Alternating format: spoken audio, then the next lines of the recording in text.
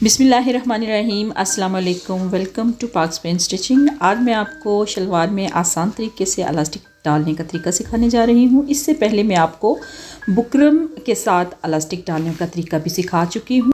अगर कोई तरीका सीखना चाहे तो जाके मेरे गुज़श्ता प्रोग्राम्स में देख सकता है।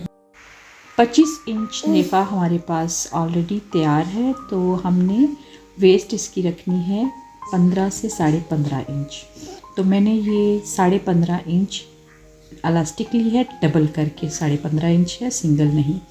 स्टार्ट हमने दरमियान से लेना है, यानी जो हमारी फ्रंट या बैक वाली दरमियान की सिलाई है उसके ऊपर रखकर हमने कच्चा टांका लगा लेना है रबड़ को।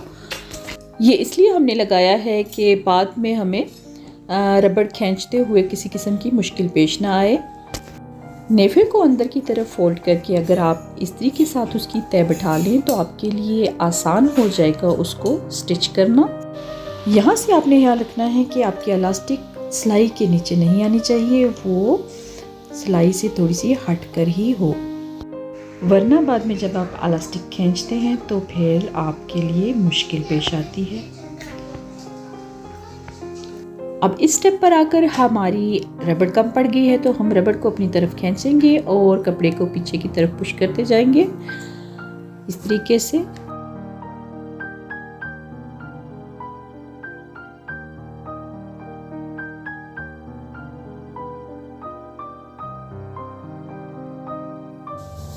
आपने इसको इसी तरीके से मुकम्मल करना है। इलास्टिक को अपनी तरफ खींचते जाना है और कपड़े को बैक की तरफ पुश करते हुए आपने उसको पीछे से बराबर करते जाना है।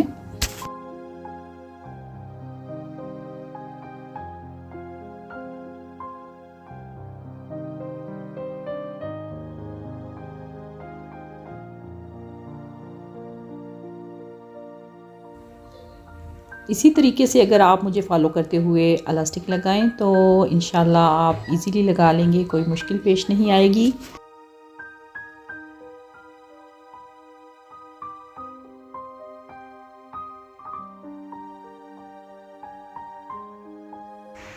अब आखिर में हमने इलास्टिक को एक दूसरे के ऊपर रखकर यहाँ से जोड़ लेना है। आप 4-5 सिलाइयाँ यहाँ से गुजारें ताकि बाद में ये खुल ना पाए।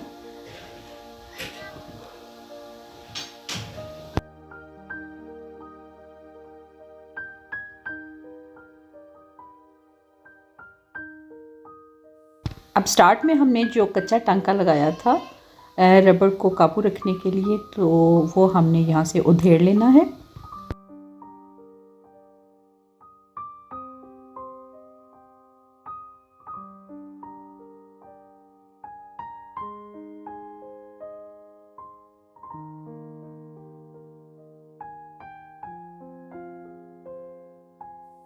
अब यहाँ से हम अपनी सिलाई कंप्लीट करेंगे।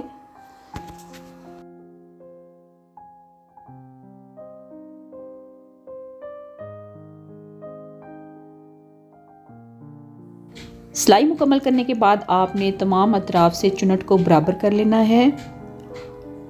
ये तमाम अतराफ से एक जैसी बराबर होनी चाहिए। आखिर में आपने दरमियान से एक सिलाई लगानी है। सिलाई ऐसे लगानी है कि आपने कपड़े को खींच के सीधे करते जाना है और सिलाई लगाते जाना है। इस सिलाई का फ़ायदा ये होगा कि आपकी इलास्टिक बाद में नेफे के अंदर दोहरी नहीं होगी।